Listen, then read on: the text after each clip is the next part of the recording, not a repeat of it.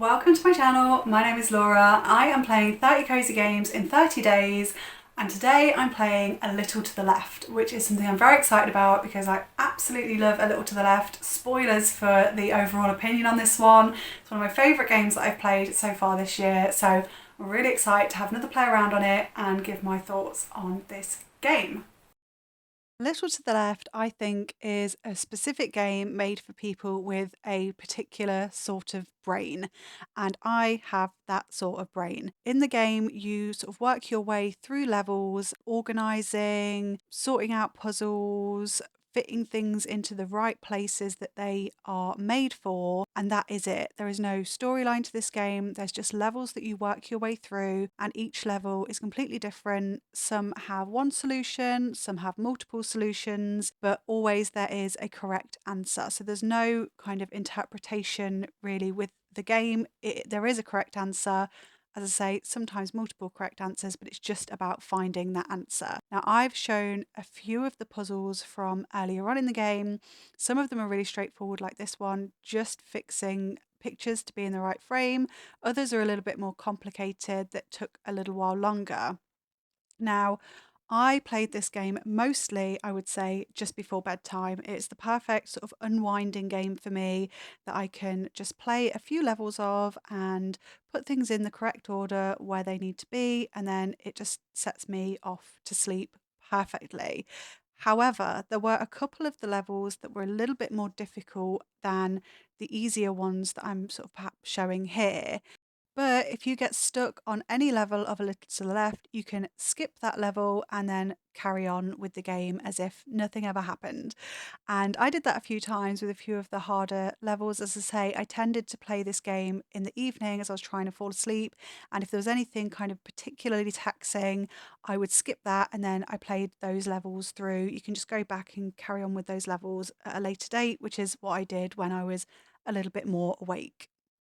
One of the fun things about A Little to the Left, this was made by an indie developer, and they have a cat which they have featured within the game with his little, his or hers little paws, popping in every so often to kind of mess with what you're trying to sort out. And I found that to be really quite fun. I played A Little to the Left on Switch and I found it to be absolutely fine. It's also available on Steam, but no other consoles. The only negative with the Switch, which might be better on Steam playing it on a PC, is the controls were a little bit finicky at times. Like you can see here, I kind of found it a struggle to be gripping exactly the right thing, moving my cursor around with my little joysticks on my Switch. I think maybe with a mouse it might be easier, but apart from that, I don't think there's really any negatives for me for this game. I don't think it's for everybody, but it's definitely for me. And I also found that replay value wise, there is quite a lot of replay value to it. I didn't think there was. I mean, it was quite a while ago that I originally played this. I think it was sort of back in February. And I thought, that's it, one playthrough, really enjoyed it. But that is, kind of me done with this game. But having another chance to play through it and try some of the other levels again made me realise that I'd kind of just enjoyed the process of it. It's not really about necessarily finding the right answer. And so, realistically, I feel like I'm probably going to be going back and playing through a few of these levels again.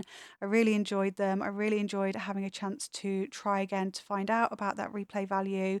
And I honestly found this to be such an enjoyable game. It goes on sale occasionally. It's still quite a new release, so it's not had any deep sales as yet, but obviously in the future it may well do. I think the 3.5 hours is a single playthrough, and the 8 hours sort of listed as the playtime is obviously going through and making sure you get all of the solutions to all of the different levels. But yeah, overall, A Little to the Left is absolutely a game made for me, and I love it. And I do think I will certainly be giving this one another playthrough as soon as I finish this challenge, probably, to be honest. If you like puzzle games and you're looking for something that you don't necessarily need to have a storyline to get involved with, just something to put you to sleep at night, this is definitely one to check out. So that was A Little to the Left, really brilliant game, honestly one of my favourites. I can't speak highly enough for this game. I'm not going to waffle on too much, I'm getting really behind on editing these videos though, so hopefully I'm going to be catching up and getting some posted soon, but I am still playing plenty of games and I will keep coming back with my opinions even if this posting runs into December before I can get them all finished. But I will see you again soon with another video, hopefully tomorrow. I will catch you then.